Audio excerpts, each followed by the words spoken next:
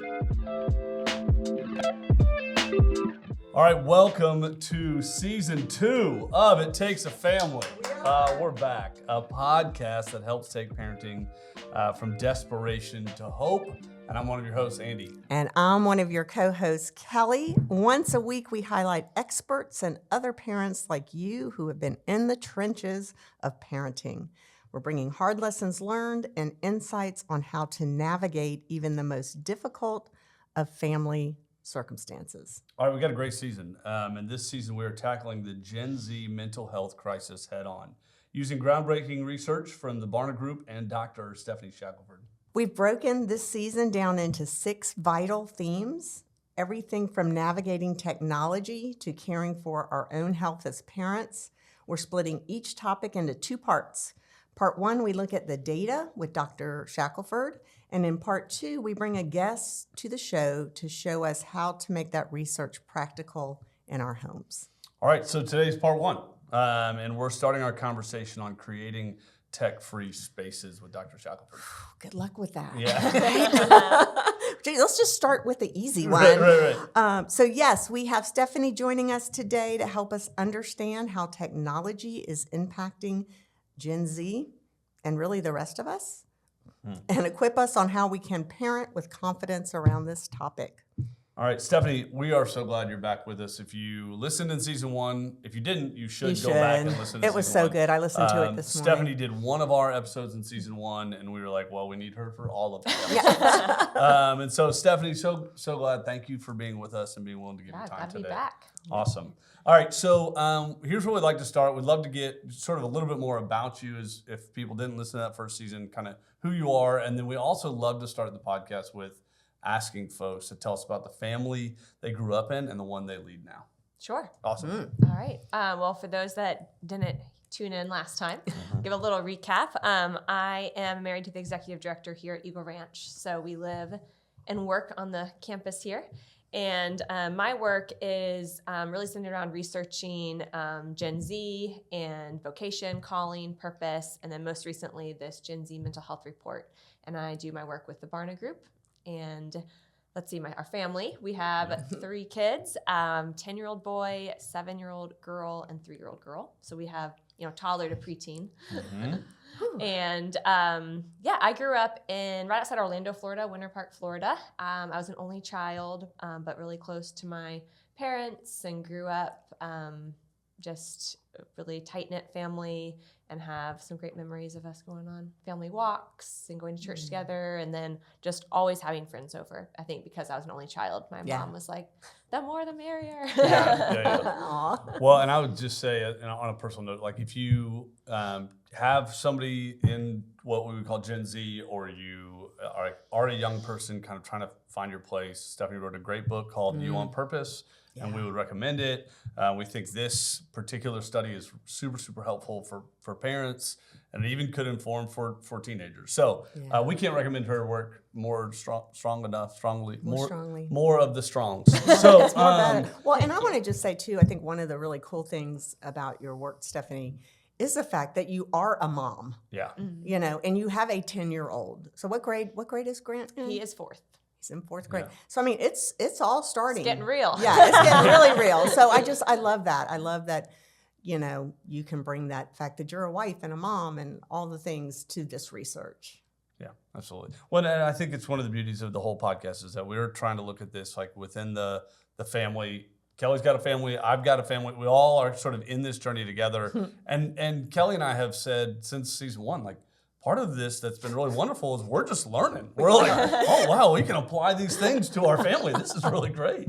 Oh my God, we did something at Christmas. It was we did a tech-free space at Christmas. And my daughter, Gracie, they're all young adults, but they were like, oh gosh, was this on the podcast? It's like, if you would listen to it, you would know. So,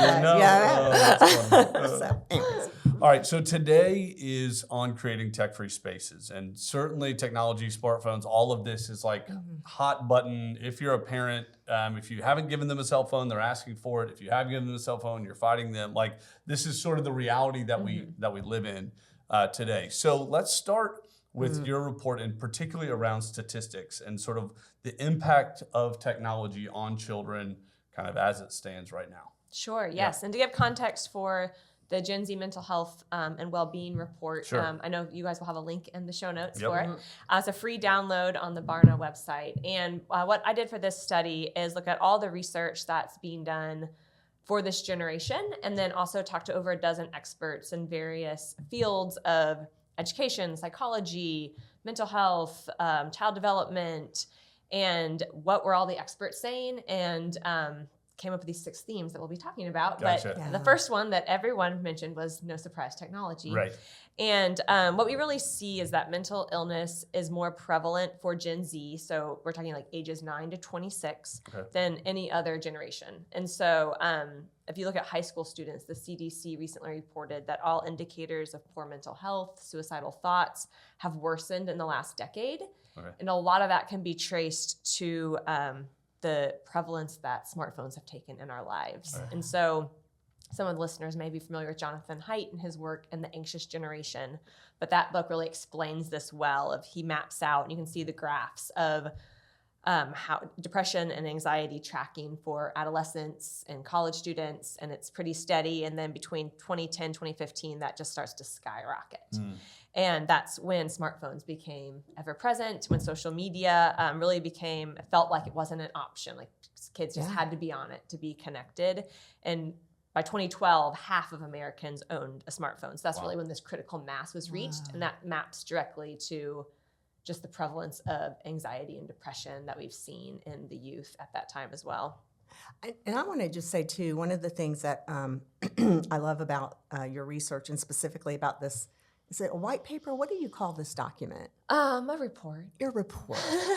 What I love about this report, just for our listeners' benefit, is, yes, you have all the data and statistics, but the report goes on to talk about tangible things we can do to help counteract. So I really appreciate that. So this, just for anyone listening, this episode is not just going to be on, what all the statistics are and kind of what all we already kind of like, oh my gosh, please don't tell me another gloom and doom about technology, but we're really going to spend a bulk of our time talking about, okay, what do we do about it? What can we do as parents about it? So, well, I guess that gets us to the first kind of point of you look at this, and as a parent, it can be pretty overwhelming, right? You're talking to your friend, your parent friends, and all, and you're like, what do we do? Like, how do we tackle this? So, what are those kind of entry level first steps, low hanging fruit for you that you would say, all right, if you're going to take a step, let's start and take a step in this direction?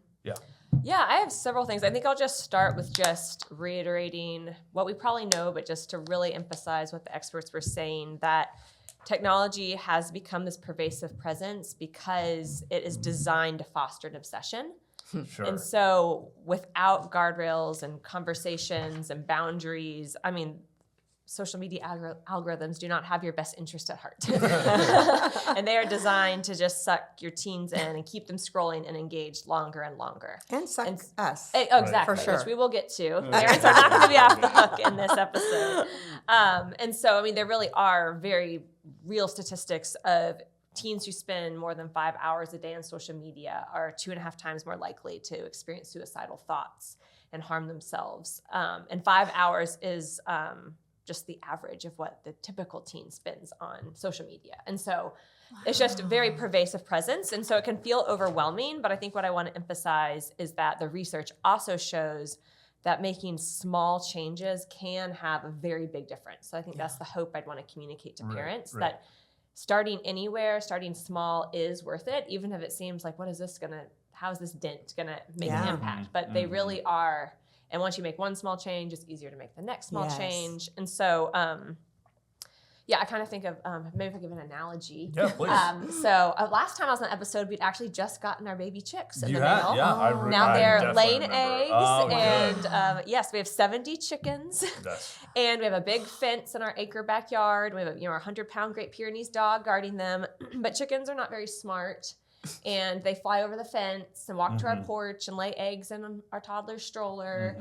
And if they stay in the fence, they're protected by the boundaries and by our dog. Right. But they don't like to stay in the fence. They want to fly over, and then they're vulnerable to all Yes. Everything. Yes. So I think that's the same thing if you think about technology. Like we want to figure out what are those fences we can help put around for our own family to help with the boundaries. So one of them, or I guess I'll say two, the research shows very clearly that there's two big things of having screens at family meals and screens in children's bedrooms are very associated with children's problematic use of screens and really even mirroring addiction-like traits. So if there's just two things, having no phones at the table and no phones in bedrooms are just two really big things in the research that you can do.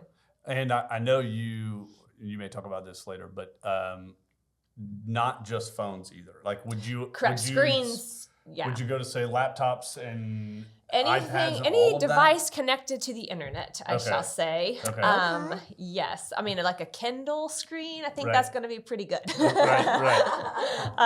But yeah, I mean video games, iPads, phones. Yes. Okay. Yeah, because I mean, you could go, well, my kid doesn't have their phone in their room, and they've got 9 internet-connected devices in the room. Like, okay, the internet is the.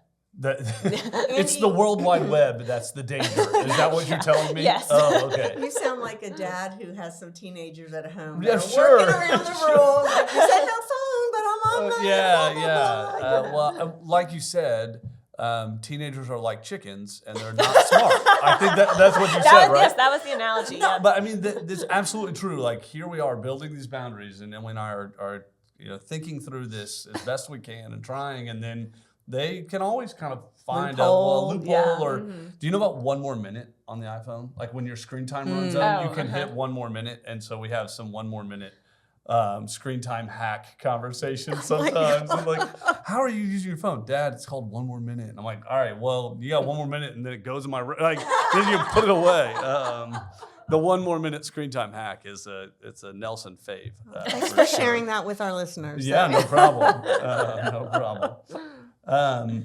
So for those are 2 great things, by the way, and I have more I can share, but I'll start with those. I mean that's awesome. Just because I do think it just feels so overwhelming, and like even when I saw like our first episode was going to be on technology, I mean honestly, I was just like, oh, it just feels overwhelming. So just this idea of, hey, try 2 things. I just think it can be super impactful. Yeah. So. Are there other, you said you have more. I'm curious. What? Maybe I'll write them down. Like what, for all the listeners, what do you have? Well, I'll say, people think like no phones at the table. Like, really, why does that matter? And so just to maybe go into that one a little more is just thinking how we're trying to teach our kids to have face-to-face connection and actually be present with them. And even just the presence of a phone on the table, even if you're not on it, not looking at it, it's turned upside down, just the presence of a phone, research has shown, diminishes the quality of connection and relational engagement and attunement. And so that's why that matters. And then the phones in the room, really that's just all the access that kids have, and it's just really disrupting their sleep and disrupting just the constant flow of information. Kids' brains, nor adults' brains, but our kids' brains especially are not designed to absorb all the information coming at them all day long. And so having spaces where they're free of that. But Mom, I mean, that's where my alarm is, and if I want to go to school, if you want me to go to school, I have to have my phone in my room or I can't go to school. Well, it's called an old school alarm clock, which we bought for all our kids and ourselves. I love it. And so I guess that would transition maybe to like family practices. I love that. Of, this isn't just for kids, but like if you actually want to help develop a culture in your family around how do you intentionally use screens, then parents have to be willing to do the same things. Yeah. And so like we just have a blanket rule in our house of no one brings their phone into their room. Right. There's really at all. I mean, if you think about if you're scrolling late at night in bed, there's a lot of things that could be negative coming out of that. Sure. One of them being disrupted sleep. Right. But then, just the same things that your children are being exposed to late at night, scrolling their phones, or why would you want that in your room either? Like you're just showing them that you're actually walking the talk. They're gonna so I got to ask, on.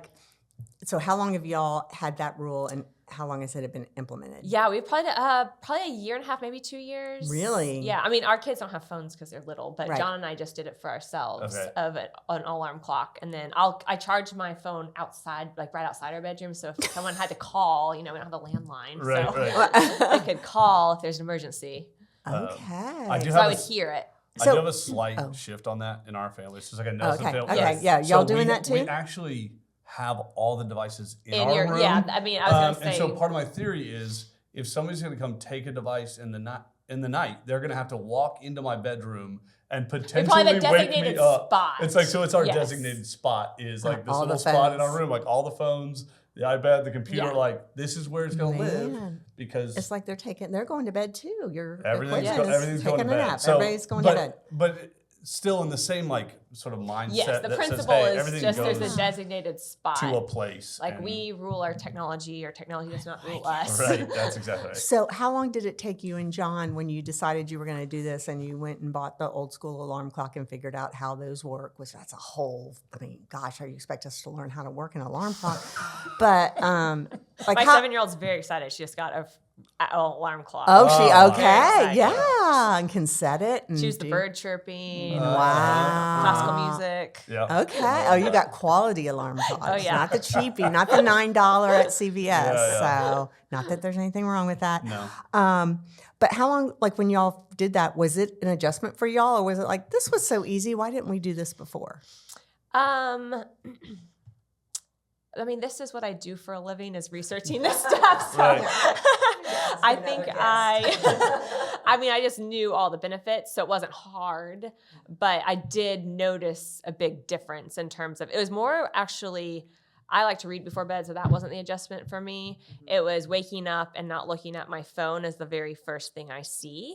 And I think that's like, what are we putting our attention towards? What has our presence? Yeah. And if the very first thing I see is turning off my alarm on my phone, then I'm seeing notifications, then I'm thinking, well, I'm just going to check, see if that person responded. Yeah. What about those emails? And all of a sudden the day is me. I'm already behind. Let me think of who's reached out to me. What is my day? What's my schedule? Right. Instead of a different posture that I want to start my day with. Yeah. And so Yeah. that's the philosophy Yeah. perhaps behind it if you want to go there. But That's so that was good. more why I think I saw the big impact there. Yeah, Justin early in his book Common Rule talks about that in Yes. terms of like one of his rules is no phone before scripture. That like Yeah. you would read your Bible prior to looking at your phone. I think it's a good I guess the other thing too is like we talked a lot about time and time spent on phone, but Yeah. Yeah. type of screen time Okay. is also really relevant to this conversation. Okay, so tell me more about Yeah. it. So like there's a difference between watching a 2-hour movie as a family. That's if you just look at time, that's 2 hours. Right. Right. That's very different than maybe scrolling TikTok for 15 Yes, minutes. for sure. Gotcha. And what it's doing to Which our one's brains better? is different. Yeah.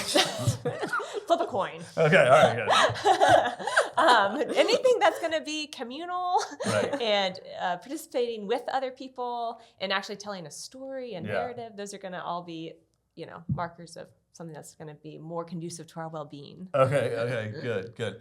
All right, one of the thoughts I had though, if I can take a quick pause before we jump into some of this other stuff, I grew up. I was born in the 80s. I grew up in that era where it was like TV's gonna rot your brain. If you have cable television, MTV's gonna ruin this generation. It there's- kind of did. and that's potentially the answer. But there was there's always been outrage about the new thing. So if I was playing devil's advocate to this conversation in general, I think we're all kind of aligned in the way that we see it. But is it really that bad, Stephanie? I get it, but do you know how helpful it is if you're at the doctor instead of looking at the Reader's Digest to play a game with the kid? Do you know what I mean? Is it really that bad? I mean, YouTube, it's got a lot of educational things on it, and I don't know. If I'm making an argument, how would you respond to the parent who says, "No, there's always been outrage. It's gonna be okay. We'll figure this out." Yeah. Yeah, I think it's a fair question. It's a good question. And I think any sort of content is going to be changing us in some ways, whether it's MTV or something else. Right. But I think the big issue comes down to if you're talking about teens, especially with a phone in their pocket, that's the internet in their pocket Yes. 24/7. Right. And just the volume of information, the just amount of just comparison Right. through social media. Like those things aren't present on watching MTV, Right. you know, Right. and you're not bringing TV around with you all day. Right. And so I think that's really where the difference comes in, especially if our schools are using laptops or you're already on screens all day at school, and then you also have your phone, and we're just like losing the ability to connect and relate and to be present. Yes. And so that's where the difference comes in with, I think, like cable TV. It's just like, it's one of those that we're right, but I do think that somebody could look and go, it's always something. It's always something. And what's the next thing? And we can talk about AI. We can talk about all these like, it's all and dangerous. It's not to demonize it or to say it's all bad. Exactly. Right. It's just, how are you using it? Using YouTube to figure out how to do X, Y, Z is very useful. Right. Using ChatGPT to try to diagnose a family member's mental health issue is not. Right. Wait. That'll be another episode. Okay. If I'm going gospel lens here, I think it's in Ephesians 5, and it says something like, walk then as wise, not as unwise, because the days are evil. Yes. And you think like Paul, there were no smartphones in the first century as Paul's writing to the church at Ephesus. And like the days were evil, the days continued to have elements. And so as followers of Christ or not followers of Christ, like to walk as wise and to sort of look and say, maybe MTV wasn't great. Although, did you ever watch Total Request Live with Carson Daly? Like I was in that age. You could come home after school and you could find out what the top 10 music. Okay, I was thinking more like Real World. Also bad, but I'm just saying it was fun. But the days are evil, and like there's always going to be things among us that are dangerous, and so walking is wise. Yeah, and just things all to of it. avoid. And it's about teaching our children how to engage, how to implement wisdom in those things. And so doing it alongside of them and having those conversations. And I do talk to a lot of parents like, well, the ship has sailed, like they're already, and so I just really try to encourage them it's never too late to sit down and just try to do it differently as a family. Again, like parents joining in of like, oh, maybe we all have things we need to reassess. And starting just very small. It makes me think too. I remember one of the girls that graduated from our program, maybe last year, maybe year before. But one of the things that really impacted her, and I thought it was so profound. She talked about in our program. She's like, I saw my mom working on herself, and she was like, I didn't want to be left behind. Like mom was working on it, and I'm going to work on it. So it is almost like that transparency of like, hey, we need to take a time out here, take a step back. I'm committed to this too, as your parent. That I want to lead you well, and I'm going to do it too, and it's going to be hard. And so, but I love that how, her mom didn't say anything per se, but it was just the fact she noticed like, mom's trying. They're watching. Do we pull out our phone when we're bored and we need to numb and we want to distract? We've talked a lot about a lot of different things, but in terms of, you can find all kinds of research and all kinds of people are saying all this stuff. Where do you see, you've read more about this than us combined, where do you see like there almost being gaps in the research? What are some areas that aren't being talked about enough that you would say, hey, go educate yourself on X, Y, Z? I mean, I think AI is one of them. How do you equip children in an AI world? And not all the images they see are real. Not everything they read is going to be truthful. And so that is one. So how do you... I literally am sitting here thinking, I'm so glad my kids are grown. I'm so glad my kids are grown. It's not helpful. I mean, not helpful. Those conversations and I mean, just even entering like in. just every application now has an AI like embedded in it. And I was like, okay, we're just doing AI for all of it now. I don't know, good or bad, like it's happening. Just and being willing to dig deeper and that's how do we get to the root of things? Right. Video games, I think, is really one. Yeah. There is a lot of data out there of how video games are affecting kids' brains. that isn't as talked about as social media. Okay. And then the third one I would say would be there's not as much being talked about as like young kids with iPads and screens, because that's really a lot of where it starts. Okay. Toddlers just on tablets. And Gotcha. Again, I'm not saying you can never do that, Right. Yeah. but that's a lot of where these just tendencies and kind of addiction-like traits begin. Gotcha. With the video games, if I can ask like just a quick follow-up, are there like types of video, not even types, but like are there like styles of playing that you would say, ooh, gosh, that's more dangerous or less dangerous? Because, you played Mario like with my sisters, like that seems like it was that's pretty benign. Compared to what is happening now. Like kind of what are you seeing in the video game space? Yeah, I would just tell parents to really do their research and to understand what are the games being played. I think a lot of the big issues are when games are connected to the internet and you have no idea who your children are talking to. Yeah. And we're seeing a lot of exploitation, a lot of very graphic things happening in those spaces, especially if like the video games are in a children's bedroom where you don't even know what's going on. Right. But like, So it's not just the game itself that they're playing, it's really the impact, interacting. but it's also like there's been a lot of research about like Roblox, for instance. Right. And so which can also be played, I believe, on tablets. Anyway, it's not just like consoles your thing, and it's all of the gaming sphere. Yes. And so You're a big time gamer, huh? Seth? Yeah, I can really tell you know what I'm talking about. But like we play Mario Kart as a family on the weekend, and that's great. That's connective. That's as a family. So I think it is like just being aware, and then just parent. I mean, it's annoying to do research for every single thing your child is wanting, Yes, but it is. I think it's really important. Yeah. And that's really good. And what about you cover this in other sections of the report. I would invite people to read the report because I think it's really important. And it's not too long, just saying. It's not too long. It kept my attention. I've read it. Yeah, So I know, Stephanie, right. Kelly and I have read it, so it's readable. Yeah. So true. Talk a little bit about tech in church. Maybe you're like teasing this for the Faith Roots one, but as I was reading, like, how does the church? This is a loaded question, and we're getting Great close to on finish. time. Really good I have to a loaded finish with question. this little light question. How does the church lead and disciple in the area of technology?